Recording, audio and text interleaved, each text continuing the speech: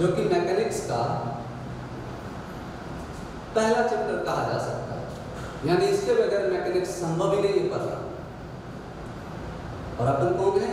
DU school के career point के teacher, physics teacher.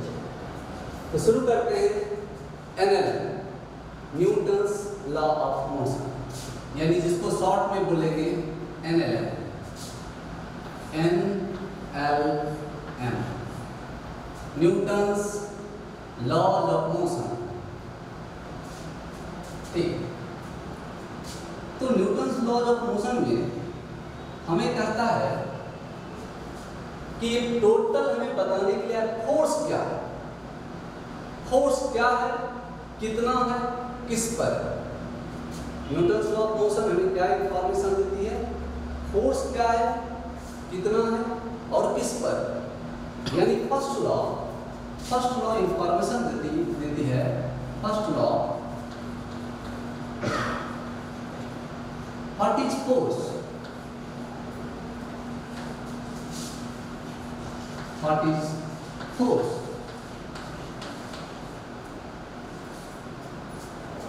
Second law information देती है, सेकेंड लॉ इंफॉर्मेशन देती है what amount of force, what amount of force. और थर्ड लॉ इंफॉर्मेशन देती है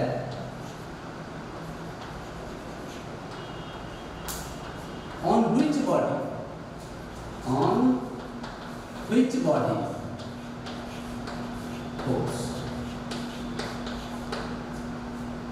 बेसिक कंसेप्ट एनालिसिस का ये है कि what is force, what amount of force, which body on the force, on which body force. It means, एक example लेते हैं, एक बॉडी है अपने पास, ठीक है, इस बॉडी का मास m है और ये बॉडी रेस्ट पर, ये बॉडी रेस्ट पर। तो रेस्ट पर होना इसका स्टेट है। अब इस बॉडी को हमें मोशन में लाना है, रेस्ट से हमें मोशन में लाना है, रेस्ट से हमें मोशन में लाना है। तो मोशन में लाने के लिए हमें कौन रिस्पॉन्सिबल है? इस बॉडी को रेस्ट से मोशन में लाने के लिए कौन रिस्पॉन्सिबल है? ये है फोर्स। तो फोर्स क्या है? तो सबसे पहला हमें लॉ इंफॉर्मेशन देती है व्हाट इज फोर्स। तो फोर्स क्या है? तो फोर्स ने क्या किया? इस बॉडी को रेस्ट से मोशन में ले आया। रेस्ट से मोशन में लाना, रेस्ट से मोशन में लाना यानी स्टेट को चेंज किया, स्टेट को चेंज किया, चेंज द स्टेट।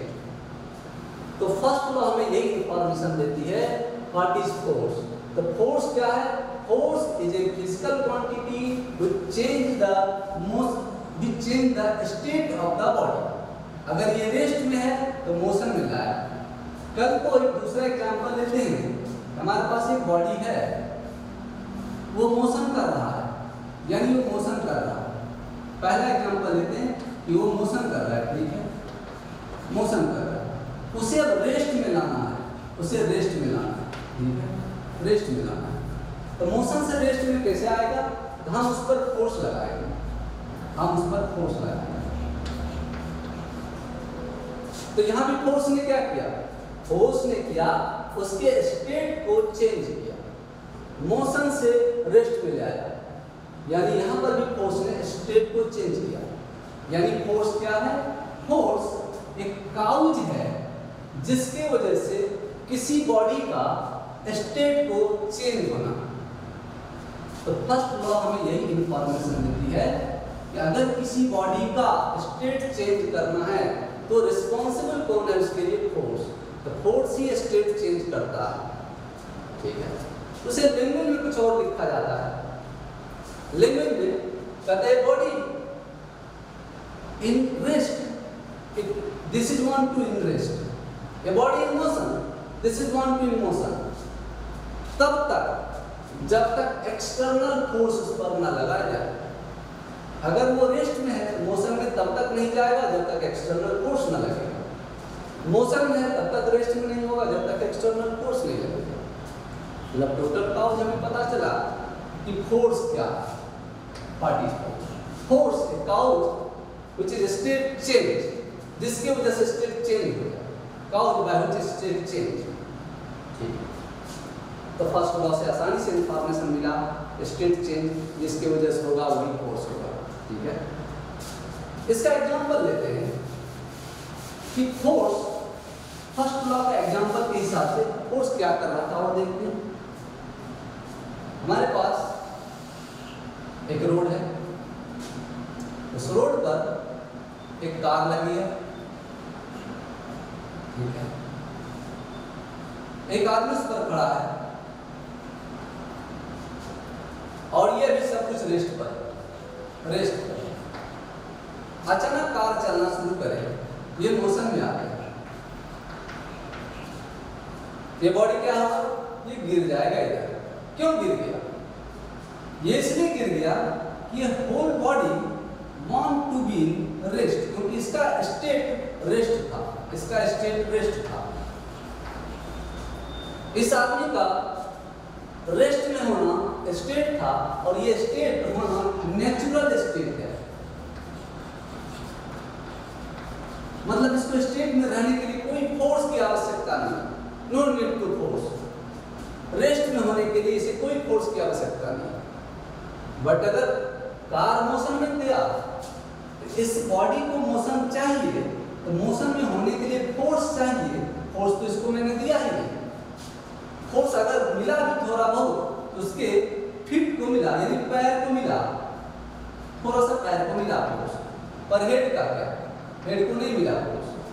जिस वजह से ये रेस्ट में ही रहना चाहा और इसका पैर मोशन में जाने लगा और वो गिर गया। यानी ये पहला लॉ का एग्जांपल है। अगर इस बॉडी पे हेड पर फोर्स नहीं लगा तो मोशन क्यों करेगा? नहीं करेगा मोशन। और अगर मोशन नहीं करेगा तो गिर जाएगा। यानी कि ये फर्स्ट लॉ का एग्जांपल सिमिलर है, इसका जस्ट रिवर्स। अगर कोई आदमी मोशन कर रहा है,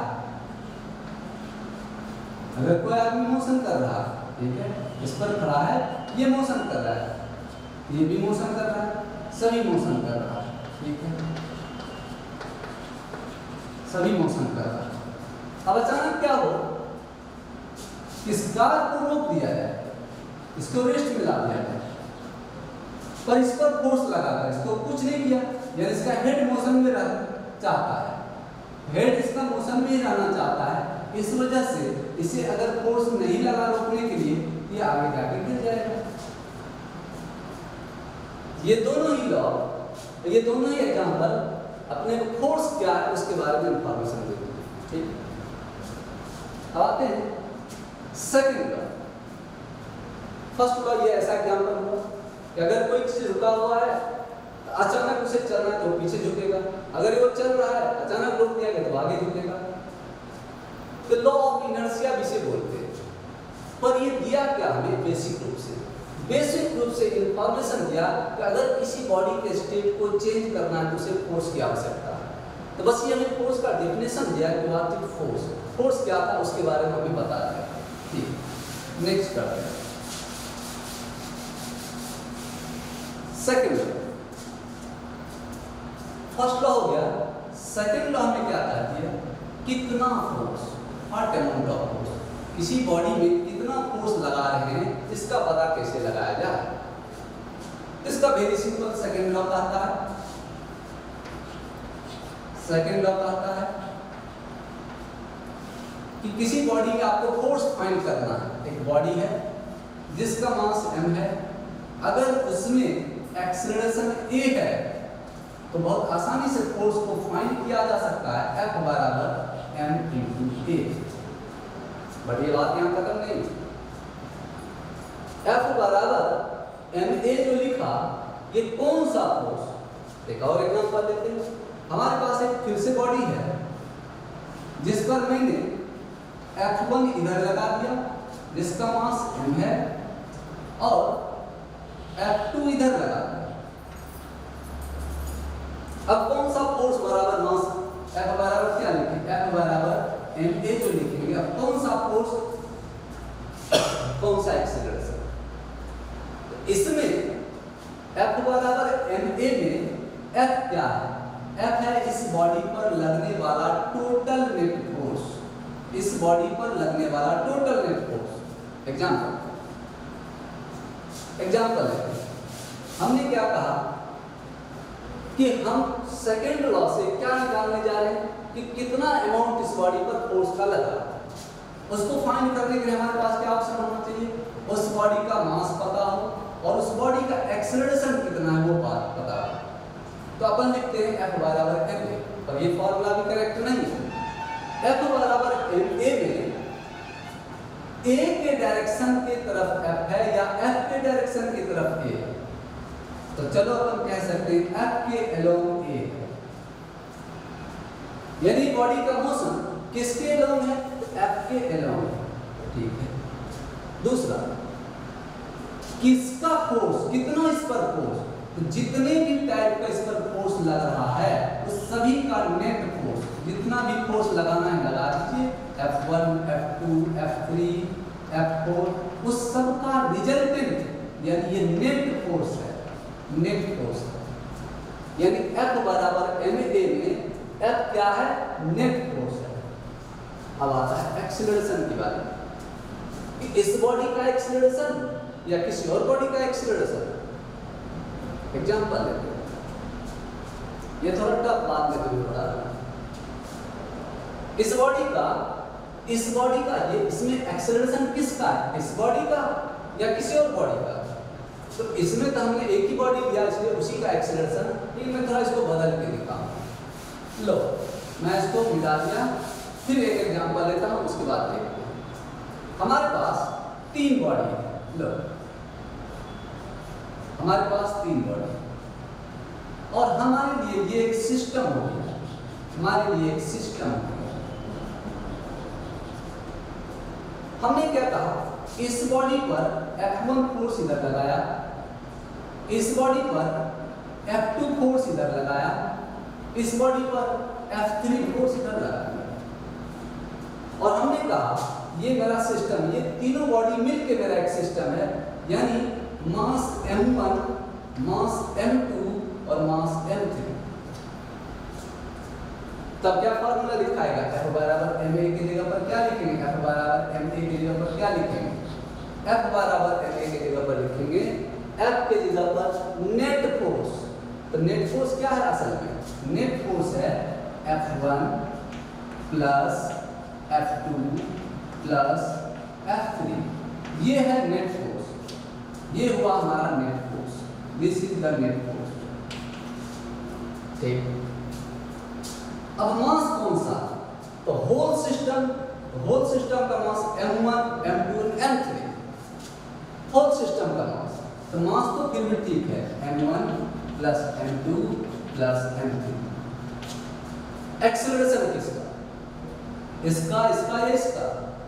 अब बात फंस गई कि F बराबर ma में किसका एक्सेलरेशन? किसी एक का, तीनों का या कुछ और का? तो कुछ और का। किसका कुछ और का? कहता ये सेंटर ऑफ मास का एक्सेलरेशन, ये बॉडी चाहे जिधर जो जाना है जा रहा हो, उसका कहीं कहीं सेंटर ऑफ मास होगा। उस सेंटर ऑफ मास का एक्सेलरेशन कहाँ होगा? यानी acceleration of centre of mass. यानी अब करेक्ट फॉर्मूला आया कि F बराबर ma में हम लोग जो लिखते हैं F बराबर ma, ये असल में सिंपल नहीं है फॉर्मूला। यानी F बराबर ma में अगर लिखें तो ऐसे लिख सकते हैं मास इनटू एक्सेलरेशन। तो फोर्स की डायरेक्शन एक्सेलरेशन के अलोंग F क्या होगा? तो नेट फोर्स होगा, A क्या होगा? सेंटर ऑफ मास का एक्सेलरेशन होगा। This is the second law. ये था सेकंड लॉ, यानी सेकंड लॉ में कंप्लीट इंफॉर्मेशन देता है कि किसी सिस्टम पर कितना फोर्स लग रहा है।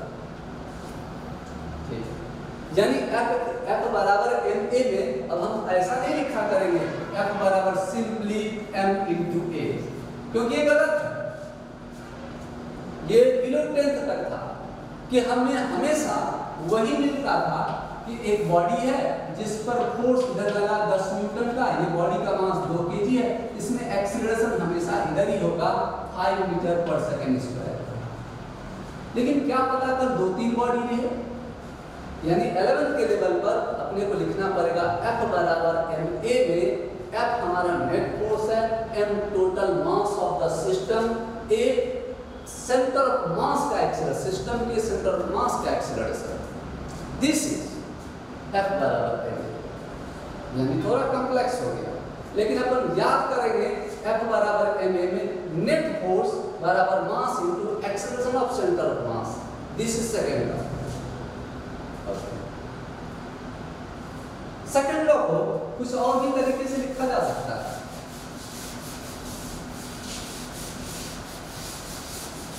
सेकंड लॉ को कुछ और भी तरीके से लिखा जा सकता है, देखते हैं। अपन पहले जानते हैं एक्सीलरेशन क्या है। एक्सीलरेशन बराबर है change in velocity divided by लगने वाला टाइम।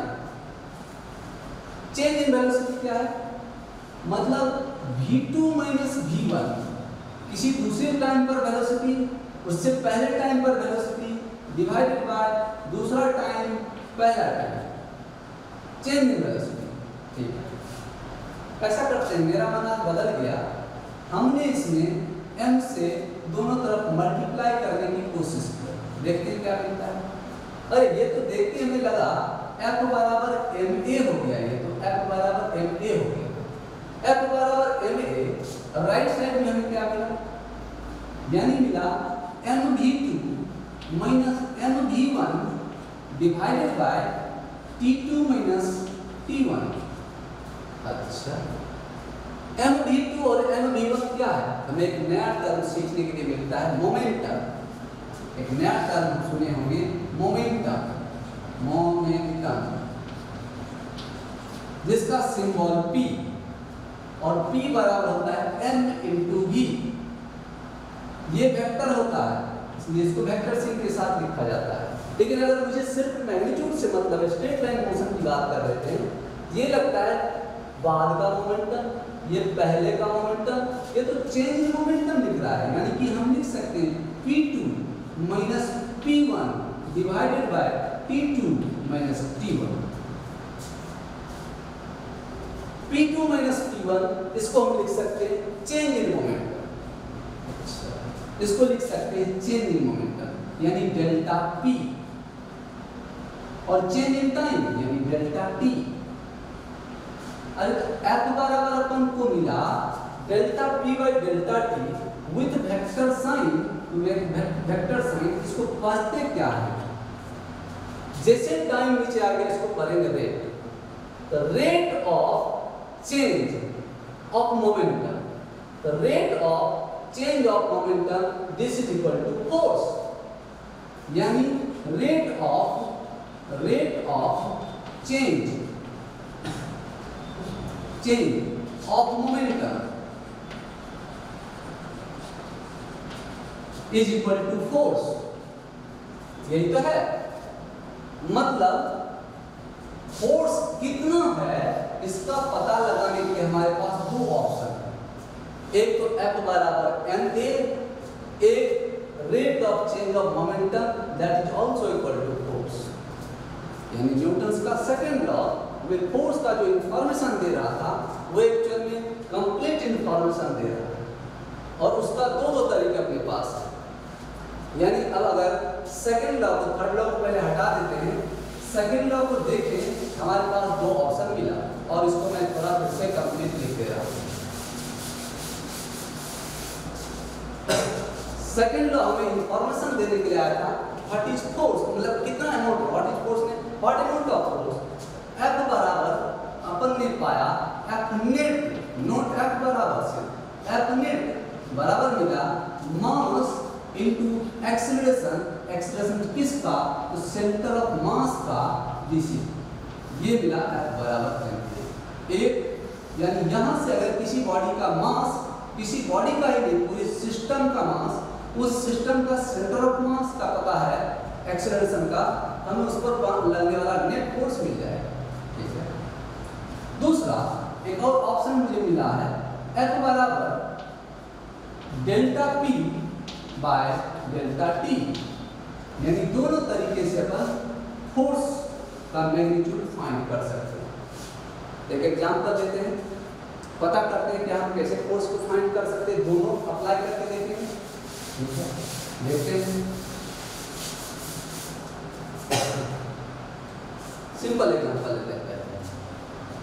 हमारे पास एक बॉडी है, ठीक है। इस बॉडी का mass m, this is equal to मान ले 10 kg है, ठीक है।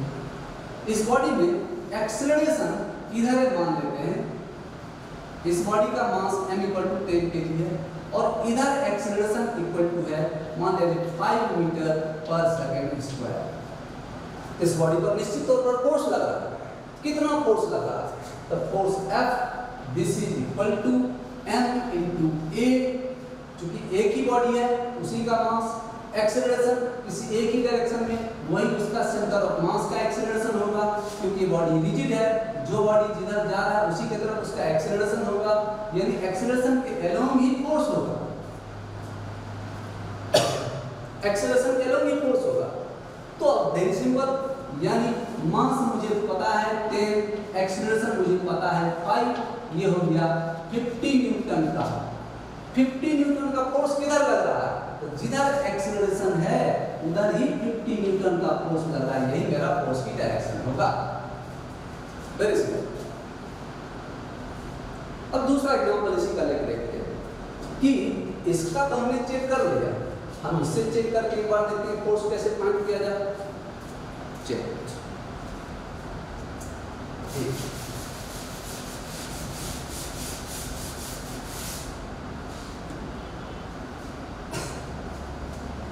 हमारे पास एक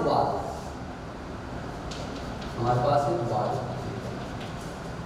हमने क्या किया, एक बॉल को, जिस बॉल का mass m, this is equal to 2 kg, उस बॉल का speed along the wall 10 metre पर सेकंड, ठीक है। ये आया वॉल पर टकराया, टकराने के बाद रिवर्स हो गया, टकराने के बाद रिवर्स हो गया, पहले तो आ रहा था फिर चला गया, ठीक है। तो बॉल का मास जो था, अभी बॉल का मास वही रहा, तो मास अभी इक्वल टू 2 kg और स्पीड 10 से आ रहा था और 10 से ही टकरा के वापस चला गया, यानी अभी भी उसका स्पीड 10 मीटर पर सेकंड ही है और वॉल से टकरा गया। और वॉल से जो टकराया, जिस समय से इसके कांटेक्ट में आया और लौटने तक में, टकराने से लेकर लौटने तक में अगर t बराबर मान लिया जाए 1/4 सेकंड यूज हुआ, यानी वॉल के कांटेक्ट में 1/4 सेकंड रहा। तो बताइए वॉल ने बॉल पर कितना फोर्स लगाया? मतलब मुझे क्या फाइंड करना है? Find the force, find the force on ball by wall। Wall ने बॉल पर कितना फोर्स लगाया ये हमें फाइंड करना है। तो अब देख रहे हैं एक्सेलरेशन तो गिवन नहीं है, मास तो गिवन है, ठीक है, मास गिवन है पर एक्सेलरेशन नहीं गिवन है, तो लगता है ये ठीक नहीं है, इससे ट्राई लेते हैं। Change in momentum by time that is equal to also force, यानी कि उस बॉल का मोमेंटम कितना चेंज हुआ, उस बॉल का मोमेंटम कितना चेंज हुआ वो अगर पता चल जाए, टाइम मुझे गिवन है कि इतना देर में चेंज हुआ है, तो हम पता लगा सकते हैं फोर्स कितना बॉल ने लगाया बॉल पर। तो वही लगाने के लिए चलते हैं। तो मोमेंटम का अपन फॉर्मूला पहले से पढ़ा हुआ है। मोमेंटम p बराबर अपने को था, मोमेंटम p बराबर मास इनटू वेलोसिटी, और ये वेक्टर फॉर्म है, नॉट नॉर्मल। p बराबर मास इनटू वेलोसिटी, यानी मोमेंटम बराबर मास इनटू वेलोसिटी। वेलोसिटी की डायरेक्शन मोमेंटम की तरफ या मोमेंटम की डायरेक्शन वेलोसिटी की तरफ, यानी दोनों वेक्टर, ठीक है। अब आती है बात यहाँ पर। अब अगर ये वेक्टर है, इसमें डायरेक्शन मेजर करेगा, डायरेक्शन को इग्नोर नहीं कर सकते, तो हम कैसे निकाले फोर्स? तो फोर्स के लिए हमारे पास ऑप्शन है, फोर्स के लिए हमारे पास ऑप्शन है कि change in momentum divided by time, वो भी वेक्टर के साथ, उसका मैग्नीट्यूड चाहिए। तो अब मैग्नीट्यूड चाहिए तो चलो वेक्टर उतार दिया, वेक्टर उतार दिया। ये हमें चाहिए F बराबर delta P by delta T। Delta P क्या है? P2 minus P1 divided by T2 minus T1। मतलब बाद का मोमेंटम, टकराने के बाद का मोमेंटम, टकराने से पहले का momentum divided by T2 minus T1। तो टकराने के बाद का मोमेंटम क्या है, टकराने से पहले का मोमेंटम क्या है, इसमें तो कंफ्यूजन है। ये तो इधर जा रहा है और वो इधर से इधर आ रहा है, दोनों अलग अलग डायरेक्शन में आ रहा है। तो अगर इसमें डायरेक्शन मेजर बात है, हमें कहीं कहीं तो प्लस माइनस लेना पड़ेगा, और हम फ्री हैं, जिधर चाहें उधर प्लस ले सकते हैं, जिधर चाहें उधर माइनस ले सकते हैं। जनरली लोग इधर प्लस ले लेते हैं राइट साइड। तो इसका मतलब फाइनल मोमेंटम टकराने के बाद इसका मोमेंटम यही है, यानी फाइनल मोमेंटम, और उस डायरेक्शन को हमने ले लिया प्लस। तो इस डायरेक्शन में जो कुछ जा रहा है उसको हम लेंगे माइनस। ये तो इधर जा रहा है, टकराने के बाद इधर जा रहा है, इसका मोमेंटम कितना, मास इनटू वेलोसिटी 2 × 10 यानी 20, यानी फाइनल मोमेंटम 20, वो भी प्लस में। उसके बाद फॉर्मूला में माइनस, ठीक है माइनस। उस पर टकराने से पहले का मोमेंटम कितना, ये तो इधर जा रहा है, बाद की बात है, पहले टकराने के पहले मोमेंटम कितना, तो मास इनटू वेलोसिटी यानी v20। बट ये तो इधर जा रहा है, इधर जाने का मतलब माइनस, इधर जाने का मतलब अगर प्लस, इधर जाने का मतलब माइनस, मतलब -20 डिवाइडेड बाय टाइम। कितना देर में टकरा के ऐसा किया है, तो 1/4 सेकंड, t = 1/4 सेकंड, यानी t2 - t1 डेल्टा t जो कि 1/4 सेकंड है, 1/4 सेकंड। बस इसको सॉल्व कर देंगे आंसर, यानी इसको सॉल्व किया तो 20 माइनस माइनस ये हो गया प्लस, 20 + 20 ये हो गया 40 डिवाइडेड बाय 1/4, ये 4 ऊपर चला गया, 160 न्यूटन, यानी wall x force on ball is equal to 140 newton. 140 newton का बॉल पर वाल ने फोर्स लगाया था, और तब जाके ऐसा मतलब सेकंड लॉ से हम कहीं भी फोर्स का इंफॉर्मेशन ले सकते हैं कि किसी भी बॉडी पर कितना फोर्स लग रहा है। तो ये कंप्लीट इंफॉर्मेशन हुआ, ये और ये दोनों मिला, जिसका जिस जगह पर यूज होता है उसका यूज कर लेते हैं। मतलब अगर किसी सिस्टम की बात होगा, किसी सिस्टम की बात होगा ये, और अगर किसी पार्टिकुलर एक दो बॉडी की बात होगी, यहाँ से भी कम चल जाएगा। थोड़ा सा और सेकंड लॉ इतना आसान नहीं है कि सिर्फ F बराबर ma लिख दिया बात करने, थोड़ा उल्टा करते हैं।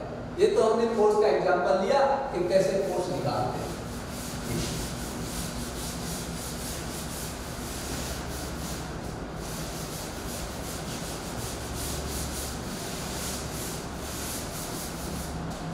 सेकेंड लॉ की वजह से अपन कह सकते हैं, सेकेंड लॉ की वजह से कह सकते हैं F बराबर ma, जिसमें F है net force, this is mass, this is acceleration of centre of mass. ये समझ में आया होगा सेंटर ऑफ मास क्या है। सेंटर ऑफ मास ये है कि अगर 2-3 बॉडी है, कोई इधर जा रहा है, कोई इधर जा रहा है, कोई इधर जा रहा है, तो उसका सेंटर ऑफ मास एक होता है, वो किधर जा रहा है, तो उसी सेंटर ऑफ मास का एक्सीलरेशन है। ठीक है, हम क्या कह रहे हैं, एक एग्जांपल लेते हैं और उससे हम पता करते हैं कि यह कितना काम करेगा। हमारे पास एक बॉम्ब, ठीक है, और बॉम्ब रखा हुआ है अर्थ पर रखा हुआ है, ठीक है। तो जब रखा हुआ है उसका कुछ मास होगा, ठीक है, तो चलो उसका बिग मास m कहते हैं, और रखा हुआ है मतलब उसका वेलोसिटी कितना है, वेलोसिटी तो 0 है। मतलब उस समय इनिशियल टाइम में पी इनिशियल, मोमेंटम कितना होगा, mass into velocity, this is equal to 0।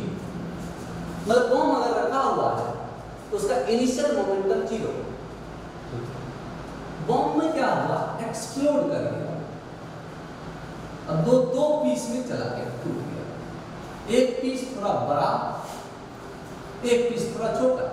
तो चलो एक पीस M1 और एक पीस M2, वो बॉम्ब एक्सप्लोड कर गया। किसके फोर्स से एक्सप्लोड किया? क्या हमने बाहर से फोर्स लगाया है? वो बॉम्ब खुद के फोर्स से एक्सप्लोड किया, इंटरनल फोर्स। ये कौन सा फोर्स है? ये है एक्सटर्नल फोर्स, किसी सिस्टम पर लगने वाला एक्सटर्नल नेट फोर्स।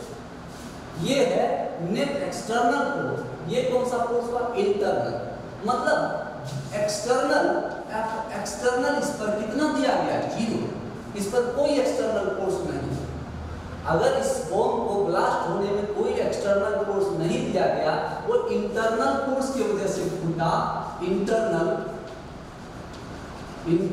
फोर्स की वजह से ब्लास्ट किया, इंटरनल फोर्स की वजह से ब्लास्ट किया। एक्सटर्नल अगर 0 है, एक्सटर्नल यही जो है, अगर 0 है तो मास इनटू एक्सेलरेशन में मास तो 0 हो नहीं सकता, एक्सेलरेशन इक्वल टू 0 होगा। फिर से इसमें F बराबर ma में F जो है एक्सटर्नल फोर्स है और A सेंटर ऑफ मास का। जब ये पता करते हैं कि इस पर एक्सटर्नल फोर्स तो कुछ भी नहीं लगाया था, अगर एक्सटर्नल फोर्स 0 तो मास तो 0 नहीं हो सकता है, यानी एक्सेलरेशन बराबर 0, यानी सिस्टम का एक्सेलरेशन 0। अब इस सिस्टम में तो 2 पीस हो गया था, M1 और M2। किसका एक्सेलरेशन? तो कहता है M1 और M2 का नहीं, इस सिस्टम का एक्सेलरेशन। और सिस्टम में क्या चीज का? सेंटर ऑफ मास का एक्सेलरेशन।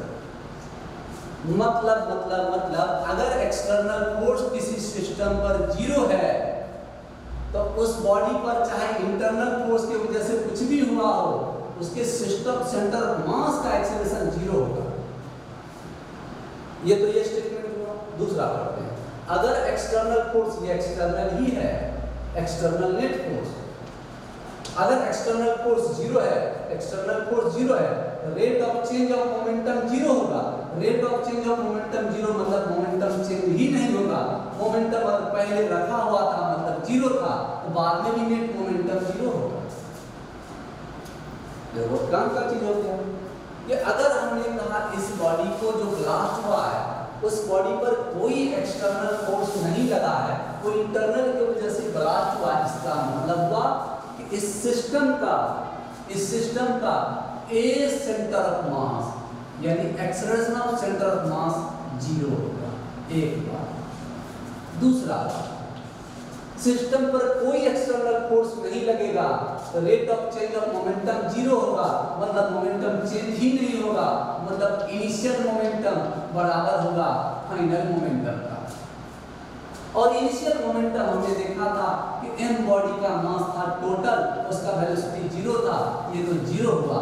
बाद में क्या पता ये इधर भागा, ये इधर भागा, ये v1 से भागा, ये v2 से भागा, तो बाद में मोमेंटम क्या हो जाएगा?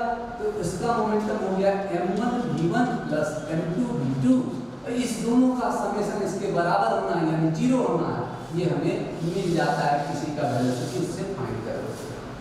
मतलब इस पीस का अगर वेलोसिटी समथिंग है, इसका वेलोसिटी मास भी समथिंग है, तो दूसरे का वेलोसिटी फाइंड कर लिया जाएगा।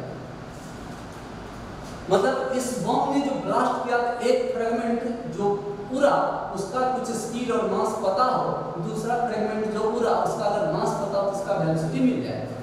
तो कंसेप्ट कहां से आया?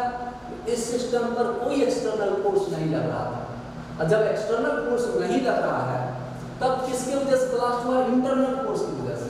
और अगर इंटरनल फोर्स की वजह से ब्लास्ट हुआ, एक्सटर्नल तो 0, मतलब चेंज इन मोमेंटम होगा 0। चेंज इन मोमेंटम होगा ही, मतलब जो इनिशियल मोमेंटम वही final momentum, that is the answer. यानी इस तरह से अपना सेकंड लॉ पर भी आ गया। सेकंड लॉ बहुत काम का लगे। आप थोड़ा सा एक लाइन की बात कर ही लेते हैं। थर्ड लॉ, एक्शन के बराबर रिएक्शन। थर्ड लॉ,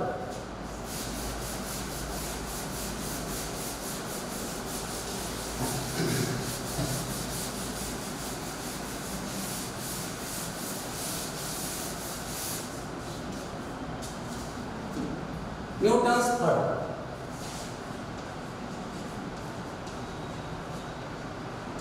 लॉ के बारे में क्या बोला था कि पहला लॉ देता है इंफॉर्मेशन, पहला लॉ दिया व्हाट इज फोर्स, पहला दिया।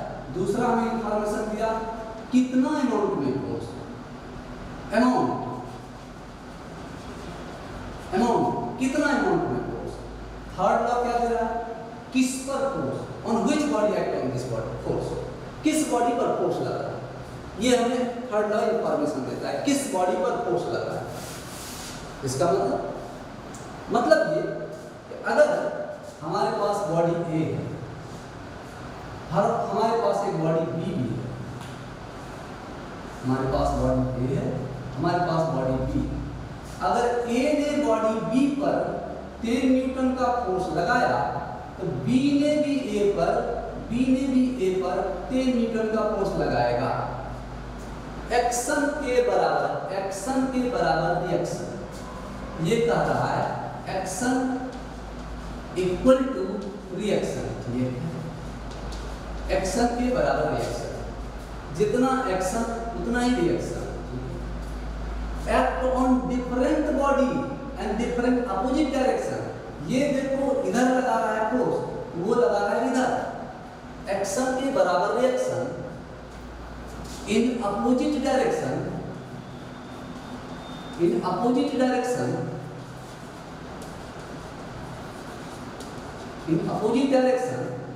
ये इधर ऑन डिफरेंट बॉडी, ये बी पर बी ए पर on different body,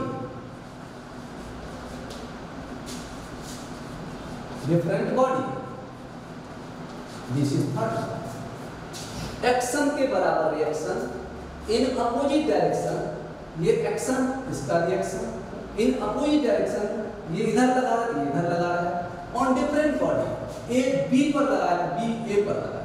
this is direction third. इसका क्या एग्जांपल, एक एग्जांपल लेते हैं, ठीक है, ये अपन समझ रहे हैं। एक एग्जांपल लेते हैं, फाइंड आउट करेंगे। अगर ये है ब्लॉक और ये है टेबल, ये टेबल, ठीक। इस टेबल को ये ब्लॉक नीचे दबा रहा है, ये अगर हो गया एक्शन, इसका रिएक्शन भी होगा, यानी इस ब्लॉक पर टेबल फोर्स लगाएगा। ब्लॉक ने टेबल पर फोर्स लगाया, एक्शन क्या है, ब्लॉक ऑन टेबल, तो अब टेबल फोर्स लगाएगा ब्लॉक पर, ये हो गया रिएक्शन कि टेबल लगाएगा ब्लॉक पर। कितना, तो जितना ये लगाएगा उतना ये भी लगाएगा। तो एग्जांपल एक और ले लेते हैं।